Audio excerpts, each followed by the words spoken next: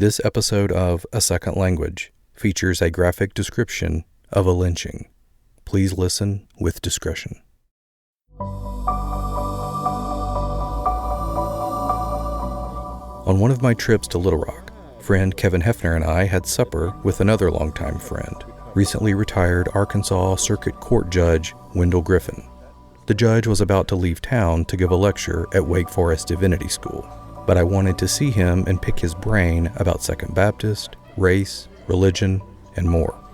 Our booth conversation at the Mexican Grill turned to the 1927 Little Rock lynching and mutilation of John Carter, and how the white mob further terrorized the black community downtown.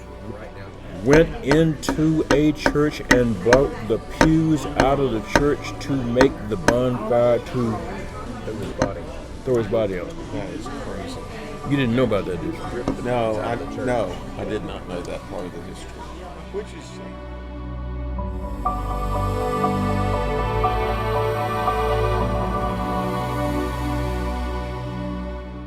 is From Good Faith Media, this is the 6-part narrative podcast, A Second Language, Episode 2, All of This Just Speaks.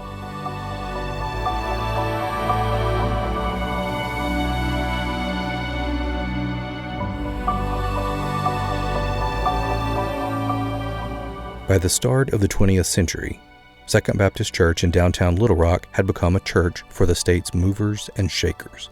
It was situated in the hub of state government, and thus positioned for political as well as religious infighting. Sometimes it's hard to tell the difference. Jeff Davis was born in 1862 during the Civil War, and named for that other Jeff Davis, the President of the Confederacy. Arkansas's Jeff Davis was himself the son of a Baptist preacher. The younger Davis loved politics. He earned a law degree, moved to Little Rock, became a member of Second Baptist Church. In 1898, Jeff Davis became Attorney General of Arkansas. In 1900, he won the governorship. In 1901, he was chosen Vice President of the Arkansas Baptist State Convention. And Davis wasn't the only power broker in the congregation. In the pews sat a state Supreme Court justice, a former state Attorney General, and a former governor. That former governor was named James Eagle. Eagle also happened to be the president of the Arkansas Baptist State Convention, and beginning in 1902, president of the Southern Baptist Convention. Yes, that one. As an aside, nearly 50 years later, another Second Baptist Church member would become president of the Southern Baptist Convention. That story's coming. But back to 1902, and the point for now.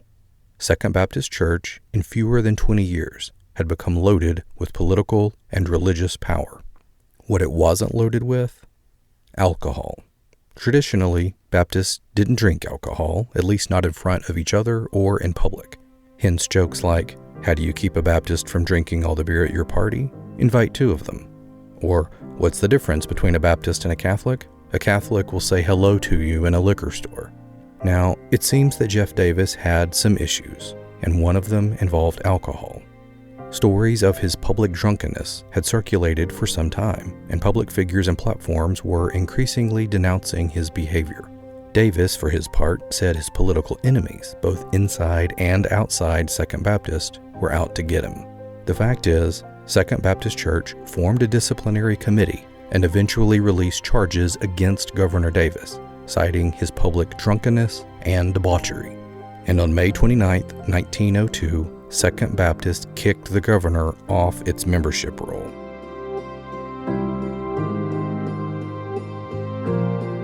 Jeff Davis's career wasn't exactly over. His previous church in Russellville welcomed him back into the fold. He ran for governor again in 1904. His opponent, Carroll Wood, an Arkansas Supreme Court justice and member of Second Baptist Church. In fact, Justice Wood had been on the committee that kicked Davis out. Davis researchers note that his expulsion from Second Baptist, ostensibly over his drunkenness, also nudged the governor into opposing the temperance movement. He used the issue on the campaign trail. Davis told one group of voters, "I want all you fellows who ever took a drink to vote for me, and all those who haven't may vote for Judge Wood." Davis said he might be a pint Baptist, but the members of Second were Court Baptists. Arkansas archivist Brian Irby wrote that temperance voters may have been officially outraged by his behavior, but they would still vote for him. And they did. Jeff Davis beat Carroll Wood and stayed in the governor's office. One more story about Davis, and this one's crucial. In October 1905, President Theodore Roosevelt visited Little Rock. Jeff Davis welcomed him publicly and gave a speech in front of thousands. Davis took the opportunity to talk, purposefully in front of Roosevelt, about how and when lynching was appropriate. It was a white supremacist publicity stunt, according to Davis's biographer, Reverend Clegg again, in a 2019 sermon. And in that speech, right in front of Theodore Roosevelt, Jeff Davis made a moral argument for lynchings as social control. It angered Roosevelt incredibly, and he refused to come back as long as Davis was our governor. But I tell you that story today to tell you that we kicked Jeff Davis out of this church because of the dissonance between his public drinking and his profession of faith. But we did not kick him out of this church because of the dissonance between his profession of faith and his public policy. We did not kick him out of this church because of his openly virulent racist views. It's just how it was in those days. I know it and you know it. It's just how it was. But can I ask you this morning, what caused more hurt and pain? Jeff Davis's drinking or Jeff Davis's policies?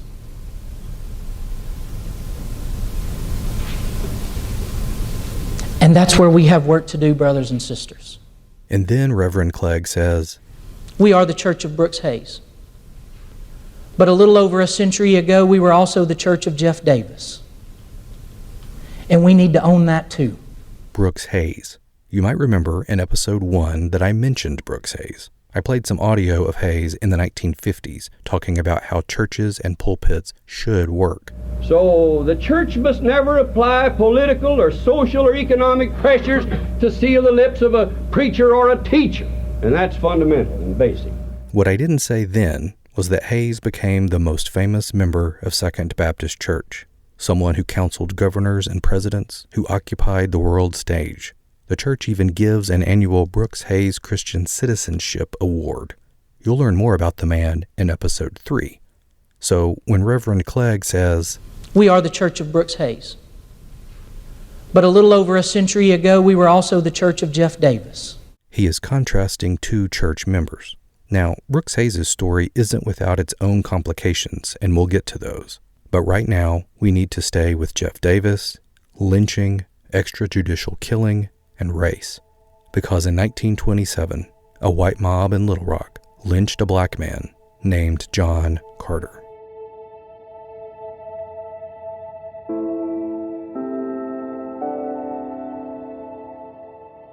This podcast, A Second Language, will be right back after this word from Christians Against Christian Nationalism.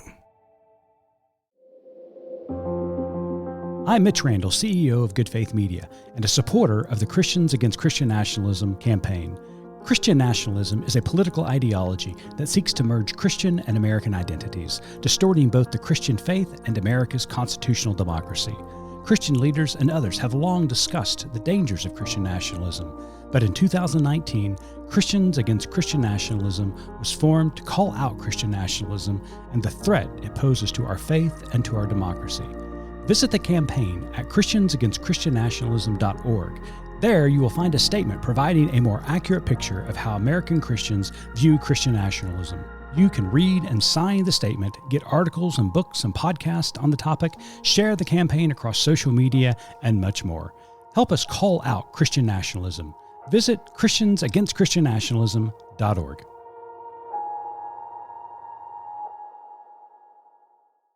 Welcome back to A Second Language from Good Faith Media.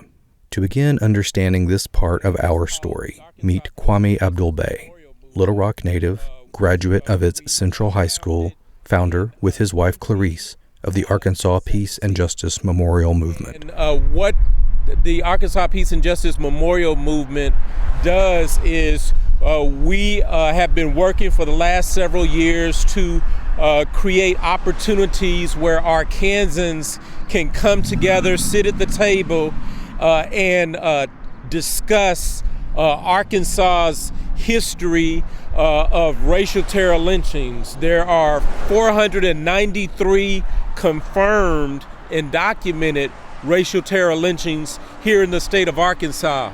And we know that when there's 493 confirmed, we know that there are at least twice or three times as many that actually happened.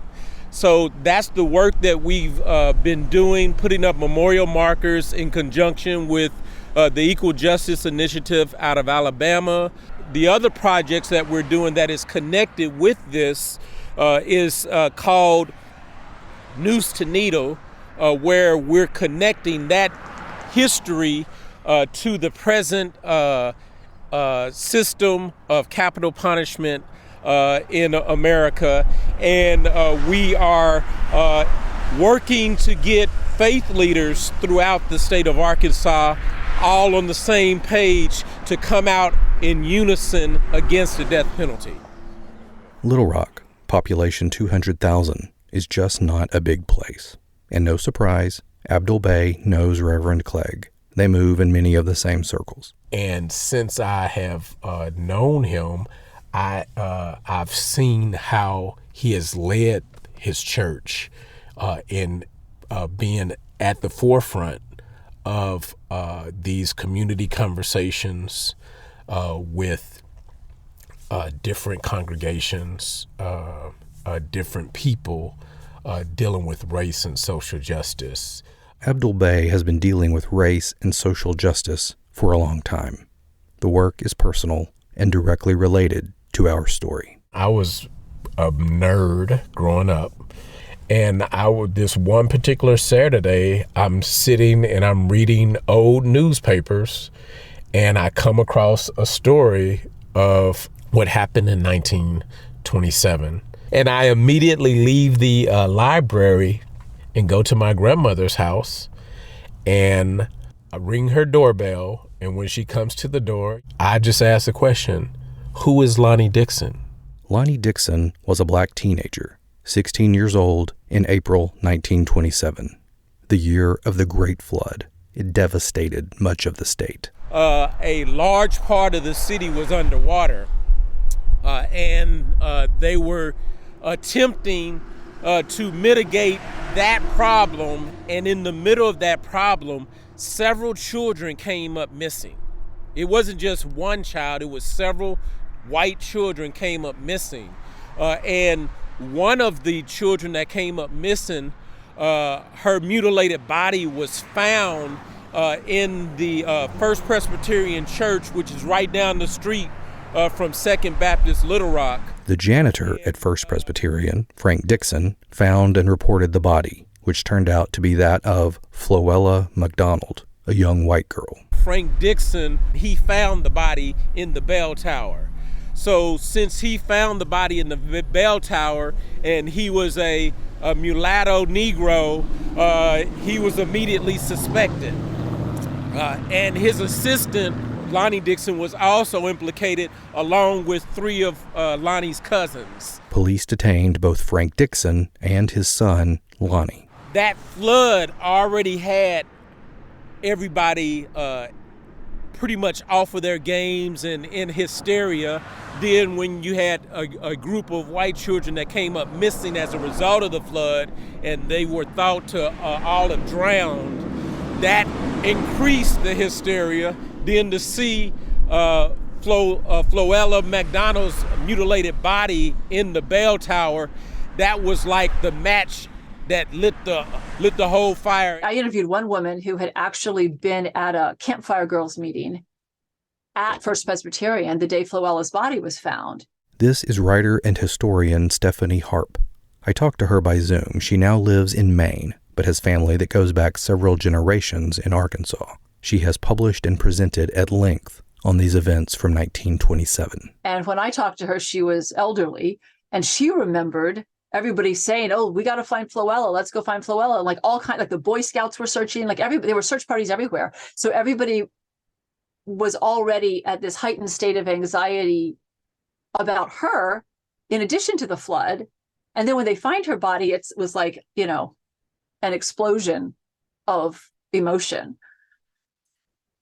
And so Lonnie, got it was like a fulcrum that came to him, that he got the brunt of like the focus of everybody's anxiety, essentially, whether he was guilty or not, it all focused on him, really, really fast and really intensely.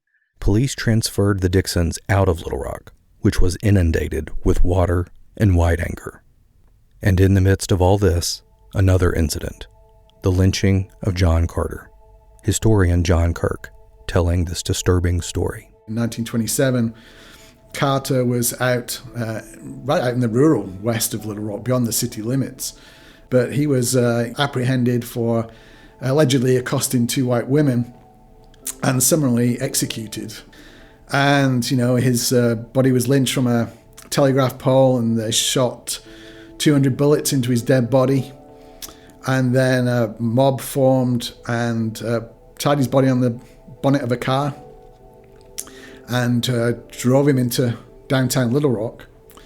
And then when they got him into downtown Little Rock, they took his body off the car and, with a noose still around his neck, tied the other end of the rope to the back of the car and drug his body around the city, particularly through the black neighborhoods, as a kind of warning and intimidation to the black community. And by the time they reached 9th and Broadway, which is right at the heart of the black downtown area, West 9th Street was the black business district at the time, there was a mob of around 1,000 people in the city who kind of followed this ghoulish kind of procession. And right in the heart of downtown on 9th and Broadway was the Mosaic Templars building, which is one of the biggest fraternal organizations in the city. And opposite that was the largest church in the city, Bethel AME. And right on the intersection between the two, whites went into Bethel AME church, tore all the pews out of it, built a funeral pyre right in the middle of that intersection, set it on fire, and threw Carter's body onto the flames. Accounts have, hours later, police officers directing the traffic on that corner with a charred arm of Carter's body, and nobody was ever indicted for that. Nobody ever brought to justice for that. My grandmother was a great storyteller, and she was kind of the keeper of family history. And I had always heard that there'd been a lynching that she remembered as a child. And I had also heard that her father was a deputy sheriff. And it wasn't until she died and I inherited her several loose leaf binders of her writing. And then I came to one that I recognized at first. Oh yeah, this is about that lynching they told me it happened. That put 2 pieces together. That put together the fact that her father as a deputy sheriff was present at the lynching. And nobody had ever explicitly made that connection for me before. And as soon as that happened, I dove in. I had already chosen to leave the South to move to Maine. And it just spun me around. That he had been, the word that she used was involved. And that was it. That was the only word. So that could mean any number of things. And so I started interviewing family members, and I started doing all kinds of research, ended up going to grad school because of that. Made several trips to Little Rock and did oral histories with family members and elderly friends and all of that. So that's what, it just grabbed hold of me, and I couldn't let it go. I find it hard to absorb the brutality of John Carter's lynching. It's not ancient history. We have grandmothers with memories and stories to tell. So much barbarity and so close to so much. Less than 2 miles away, a brand new building, Little Rock High School, eventually called Central. It was the largest and most expensive high school in the country, a mix of Art Deco and collegiate Gothic styles. Architects hailed the new structure as America's most beautiful high school. And even closer to where the white mob threw Carter's body on the flames, just 6 blocks away, stood Second Baptist Church downtown. and next to it, the Albert Pike Hotel, named for Brigadier General Albert Pike of the Confederate Army. It was then under construction as a jewel of Spanish Revival architecture. $1 million budget, 10 stories, stained glass, grand piano, so much beauty, near a lynching. Back to the conversation with Kevin Hefner and Judge Wendell Griffin. All of this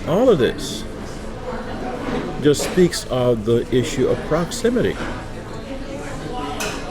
If you're the congregation that's proximate to where there has been a lynching, where there's been a racialized murder, and you stay there,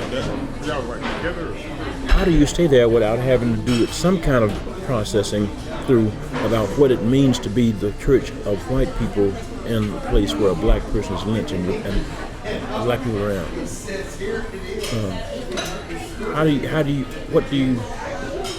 What kind of identity do you develop? And how do you do it? About 2 weeks after the lynching of John Carter, young Lonnie Dixon was brought before a court in Little Rock for the murder of Flowella McDonald. The Arkansas National Guard was called out to prevent another lynching. Stephanie Harp again, talking about Lonnie Dixon's 2 court-appointed attorneys. And they didn't even get the details of the case or map out a strategy or anything until 2 days before the trial. And they called no witnesses except for Lonnie himself, who then on the stand repudiated the various confessions he had made. Because he had confessed, in quotes, confessed when he was first arrested. And then he repudiated that the next day. And then on the stand, he maintained his innocence. There's enough inconsistencies and questions about the confession, what he told, supposedly what the police said he told them, that it's just really suspicious. The jury was only out for 7 minutes. And yeah, I mean, it was a foregone conclusion, as I told you. One newspaper report simply referred to a brief deliberation after a speedy trial. Arkansas executed Lonnie Dixon by electrocution a few weeks later on June 24th, 1927, his 17th birthday.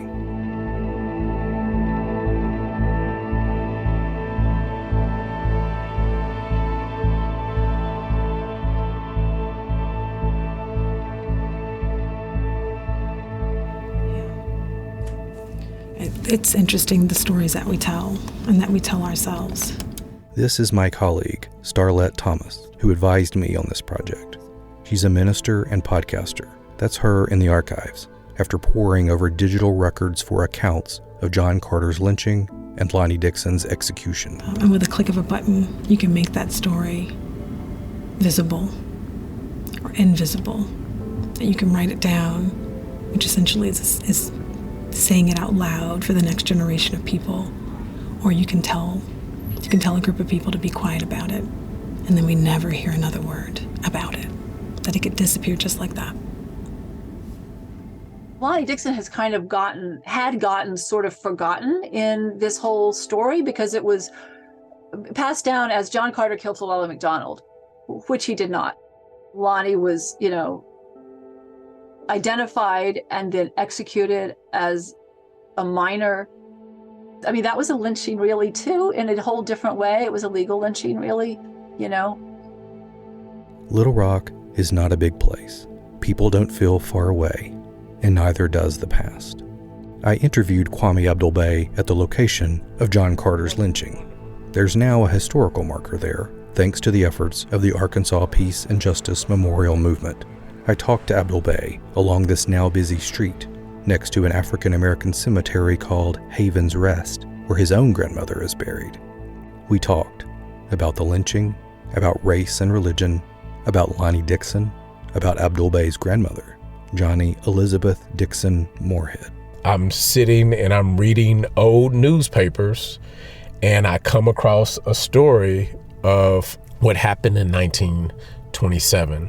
And I immediately leave the library and go to my grandmother's house, and I ring her doorbell. And when she comes to the door, I just ask the question, "Who is Lonnie Dixon?"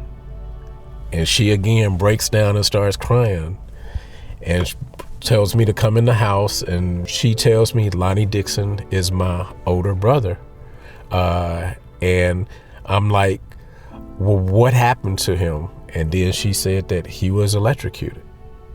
I'm like, electrocuted? Electrocuted for what? And then she tells me the story.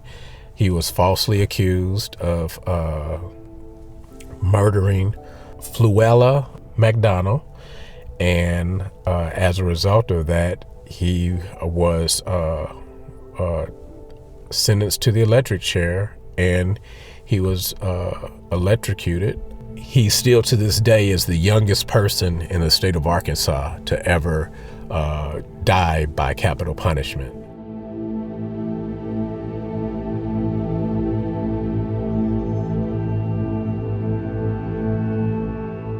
When you look at records of what white Baptists in Little Rock were talking about in the 1920s, you won't find much or any talk about the evils of lynching or other injustices. What you'll find is talk of temperance.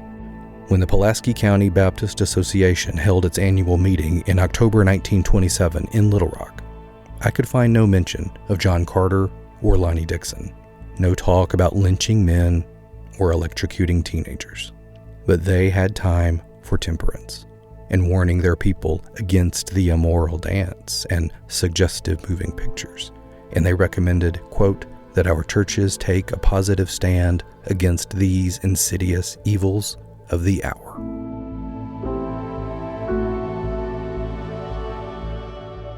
In those days, a young man named Brooks Hayes sat in the pews of Second Baptist. Since 1925, he had been the main Sunday school teacher in one of the church's most popular classes. Here's Ray Higgins, a former pastor at Second Baptist. Brooks Hayes was the most prominent of those leaders in the church, and that's because he taught a men's Bible study on Sunday morning for decades. People from all over the community came to that, and then they went to worship at their own church. But the men came to hear Brooks Hayes teach the Bible. In 1927, Hayes was an assistant attorney general for the state, with degrees from the University of Arkansas in Fayetteville and the law school at George Washington University in D.C. I was deep into producing this story before I came across this fact. Hayes witnessed the electrocution of Lonnie Dixon.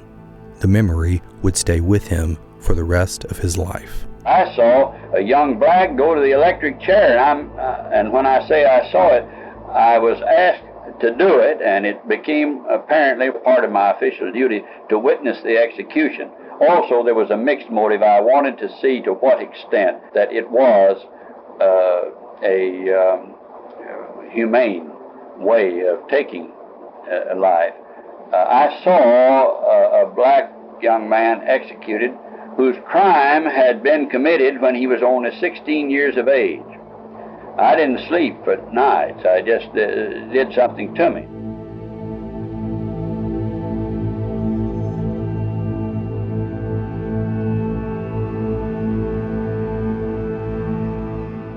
Hayes later wrote that after he witnessed Lonnie Dixon's execution, he began to, quote, formulate my conviction that capital punishment ought to be abolished altogether.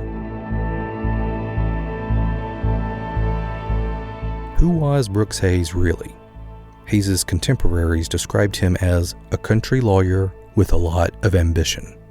That ambition would take him to the United States Congress and back to Little Rock in one of the city's most perilous hours.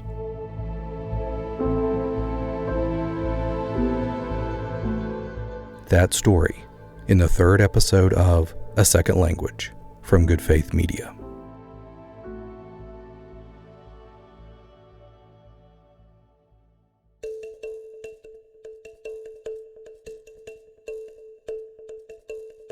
You've been listening to A Second Language, written, produced, and narrated by me, Cliff Vaughn of Good Faith Media. The executive producer is Mitch Randall. We hope you'll like, rate, and share the podcast. We are a nonprofit, and that really helps us out.